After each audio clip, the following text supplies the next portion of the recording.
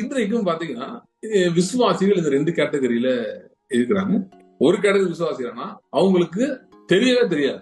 இப்படி இயற்கைக்கு அப்பாற்பட்ட அந்த அக்னிமயமான ரதங்களும் குதிரைகளும் தெரியவே தெரியாத விசுவாசிகள் ஒரு குரூப் இருக்கிறாங்க. அவங்களுக்கு எப்பயுமே நாங்க சூழப்பட்டிருக்கிறோம், நாங்கள் பிரச்சனையில் இருக்கிறோம், போராட்டத்தில் இருக்கிறோம், அது மட்டும் தான் தெரியும். ஏன்னா அவங்க கண்ணுக்கு அது மட்டும் தான் தெரியுது. சிரியா ராணுவம் தெரியுது, கடன்காரன் தெரியுறான், வியாதி தெரியுது, பலவீனம் தெரியுது, அதெல்லாம் நேச்சுரலா தெரியுது. அது மட்டும்தான் ஒரு குரூப் தெரியுது.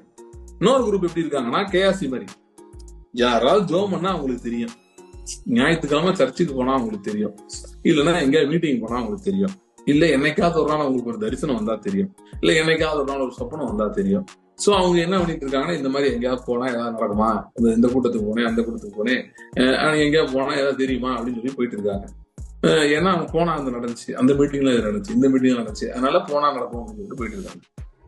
சோ 2 குரூப் தான் இன்னைக்கு இருக்காங்க. பிரைமர்லி 2 குரூப் தான் இருக்காங்க.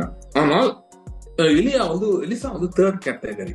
இந்த 2 குரூப் இல்லாம 3வது கேட்டகரி. அவன் என்ன கேட்டகரினா, அவனுக்கு பை டிஃபால்ட் எப்ப பார்த்தாலும் அவனுக்கு சீரியா ராணுவம் கூட தெரிய மாட்டேங்குது. அதை மறைச்சிக்கிட்டு வேற ஒரு ராணுவம் இருக்கிறதா தெரியுது. அக்கிரிமயமான ரதங்கள், குதிரைகள், அவைகள் தான் அவைகளுக்கு தெரியும். சோ இது எலிசா. சோ இப்போ 3 விதமான மக்கள், 3 விதமான கேட்டகரி சொல்றாங்க. இந்த தேர்ட் கேட்டகரி எலிசா கேட்டகரியில ஜனங்கள் ரொம்ப கம்மியா இருக்காங்க.